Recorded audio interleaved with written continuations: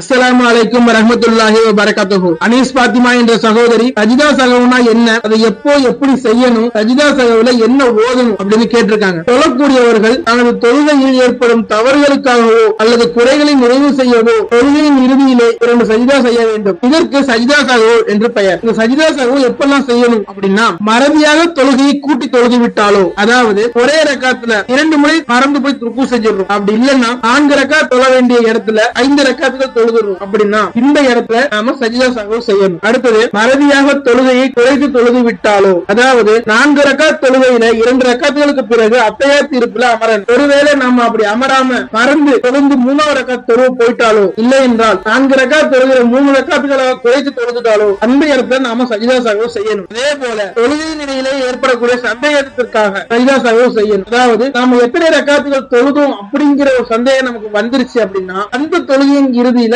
சஜிதா சஹவு செய்யணும். சரி, சஜிதா சஹவு எப்படி செய்யறது அப்படின்னு பார்த்தோம்னா, தொழுகையின் கடைசி இருப்பிலே அத்தஹியாத்து, ஸலவாத்து, துஆ ஆகியவற்றை ஓதிய பிறகு சலாம் கொடுப்பதற்கு முன்பு அல்லாஹு அக்பர் என்று கூறி 2 முறை சஜிதா செய்ய வேண்டும். இந்த சஜிதாவுல குறிப்பிட்ட எந்த துஆவோ திக்ரோ ஓத வேண்டிய அவசியம் இல்லை. சாதாரணமாக நாம் சஜிதா செய்யும் போது ஓதக்கூடிய சுப்ஹான ரப்பியல் அலா என்ற திக்ரையே ஓதிக்கொள்ளலாம். 2 சஜிதாக்கள் முடிந்த பிறகு தொடர்ந்து எழுந்து சலாம் கொடுத்து தொழுகையை முடிக்க வேண்டும். இதுதான் சஜிதா சஹவு செய்யும் முறையாகும். இதுதான் சகோதரி கேட்ட கேள்விக்கு இஸ்லாம் தரக்கூடிய பதில். ஆக தொழுகையிலே மறதி ஏற்படாமல் தொழுகையை சரியான முறையில் தொழுது இறைவனத்திலே பாவமன்னிப்பு பெற்று சொர்க்கம் செல்லும் நன்மக்களாக உங்களையும் என்னையும் அல்லாஹ் தஆலா ஆக்கி அருள் புரிவானாக.